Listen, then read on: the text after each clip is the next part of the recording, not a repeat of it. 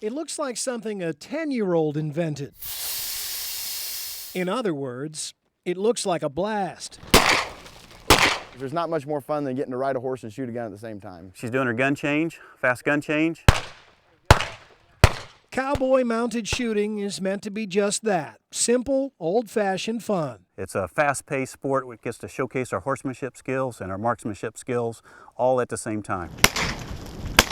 Ride through a timed course, hitting targets as you go. When you're starting from the barrel and running straight down all them white balloons, you fly down that. Some of these guys are really good, like Connor. Well, on a scale of 1 to 10, 12. Attitude is a key component. After all, you're using a high-caliber pistol to shoot a balloon. But hang on, these guns are loaded with nothing but powder. When you're beyond 20 to 25 feet from the target, there's no way to hit that target. The ammunition will not reach and engage that target. You have to be within 20 to 25 feet in order to hit the target. This is yet another arena in which the American quarter horse excels. A quarter horse, is supposed to be the fastest horse at a quarter mile. They've got the fast burst of speed. They were bred for cowboys and to be steady around gunfire, though these get modern treatments. Zip is wearing a set of earplugs. This allows me to take shots relatively close to his head without damaging his hearing. These cowboys' giddy-up might be most important, but their get-up ain't far behind. It's one of the rules that we have for the competition is that we need to have the overall appearance of the traditional working cowboy. So chaps or chinks, and today I'm wearing the chinks. Yeah, he said that right. It's chaps, not chaps, short for chaparreos, invented by Spanish-American cowboys. One part of the best uniform you could dream up. What do you think, Connor? I think I look cool riding on a horse out there, all cowboy up and stuff. That you do, partner. Wait on it. There you go. Most of all, you look like you're having a blast. There you go, Adam. Nice job. In Union County, Andy Fales, Channel 13 News. The double take started with new baby-faced head coach Garrison Carter. The parents were like, who is that? Is he a player? Then it was his system. Who throws the ball this much in Class 1A? Passing is so much more fun. I thought it was awesome. Ready, cut. As a junior, Caleb Fry broke every passing record at Ogden. I was just having fun. This year, it's the receivers who have fans looking twice at one name on the stat sheet. West. At Van Meter, he grabbed the school record for receiving yards. Stepped up and had a huge game, and it was his first game starting for us at wide receiver. Following week against Colfax, West again. Same record, new mark. And it started off with that one-handed grab I had. The thing is, West is one name with two faces. Jake and Luke West. Jake got the record first. Oh, shoot. Luke has it now. What you got? What you got? If you're confused, think of the opposing defenses. We go twins right, we have, twins right, for real. We have two twins standing right next to each other on the right side of the field. It's a rivalry that goes back to the delivery room and has no boundaries. I'm PlayStation 3, he's Xbox. Let's go, man. But that's nothing compared to the receiving record. Deep down, I'm a little mad, so now I'm pushing this week. I'm like, I'm going to beat you this week. And I think, you got to credit them being twins to a lot of their success. When twins do well, chances are the team does too. And Ogden is 5-1 for the first time in over a decade. Good play, good play. People are standing on the sidelines. It's so much fun. Footballs! South Hamilton is next on the schedule. It's a game Bulldog fans usually write off as a loss.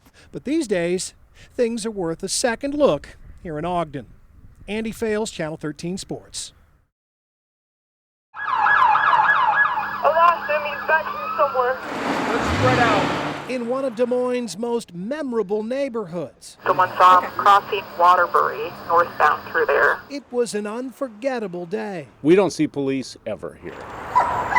Here, scenes like this are viewed only on Blu-ray. They brought the canines in to track from my hot tub to my potting shed.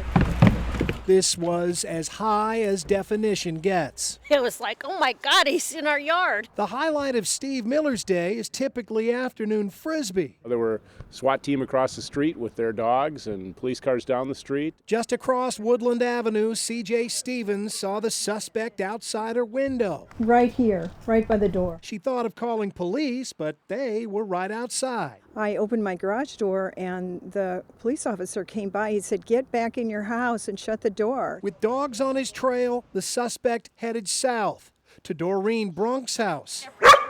I was trying to keep our dog quiet because she was barking up a storm. Right here. Ryan Collier was outside picking a car to hide underneath.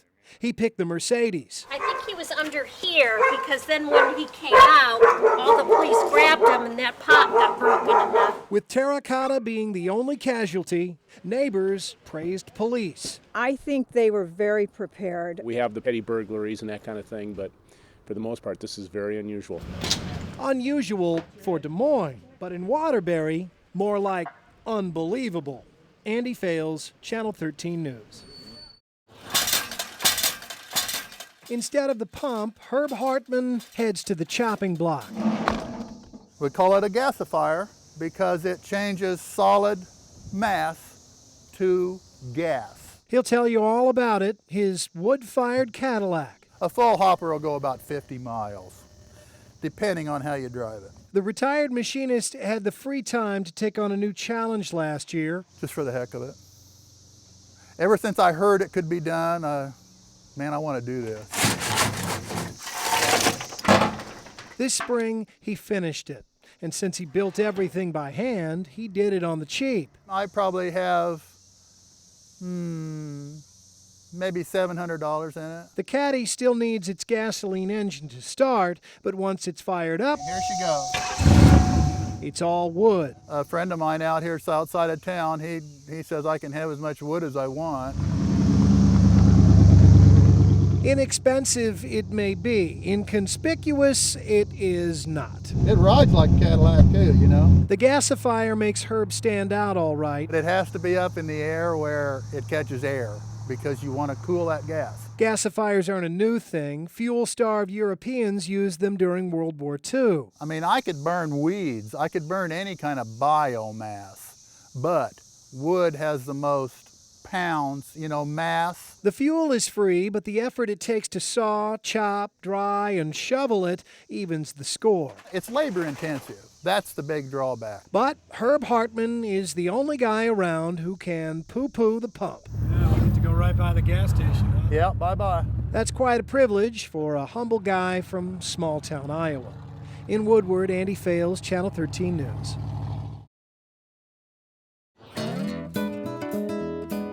If we were to make a list of Iowa icons and narrow it down to one. Thank you. There's 1 dozen. One which we might proudly choose to represent us. One which is both fondly remembered and anxiously anticipated. Just give me one, doesn't matter. It might be sweet corn. It's like Christmas in July. Its annual return is marked across the state. Iowa corn. It's Iowa corn. Roadside stands intercept daily commutes. People wait for the sweet corn. They are anxiously waiting. And we finally got it. Our palates can shift into high gear. There's nothing like having that first cob of sweet corn to tell you that summer's really here. No one would be surprised to hear that we love our corn. We grow over 13 million acres of it each year. But even though only a tiny fraction of that is sweet corn, we still firmly believe that no one does it better. Iowa corn is the best. Oh yes, oh yes. Taste is a subjective thing, but scientists will tell you that Iowa does have the dirt on every other state. Literally. Excellent water holding capacity, ability to hold on to the nutrients and make it available to the plant. Iowa's soil is great for sweet corn because Iowa's soil is loaded. The average organic matter content in the soil here in Iowa is somewhere from 3 to 5%.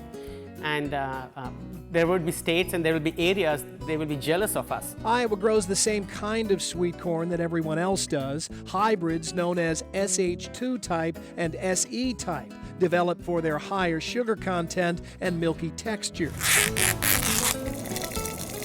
But scientists say it's not the seeds or soil that make the biggest difference. It's the fact that we can eat it so soon after it's picked. In 24 hours, 60% of the sugar is lost. It goes into starch form. And there's 2. Fresh Iowa corn is best. Thank you. But what about another controversy, like what's the best way to cook it? Put it in the boiling water for 15 minutes. That's the only way to do it. This has been a great debate. Some people say 8 to 10 minutes. My husband and my father-in-law will tell you that's way too long. Here you go.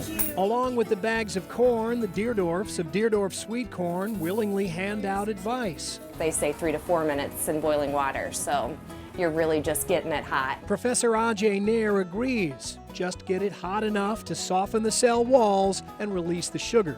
He says storing uncooked sweet corn should be our biggest concern. The right temperature for the sweet corn to be stored is 32 degrees Fahrenheit, which is 0 degrees Celsius, at a high relative humidity, 85–90% relative humidity.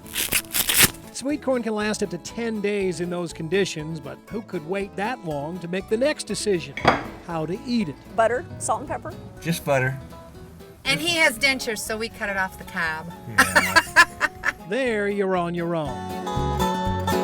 If there's one more thing to add to the appeal of this icon, it's that we all know it's only around for a few short months, and then it's gone. But it'll be here next year, and the Iowans will be waiting. Andy Fales, Channel 13 News.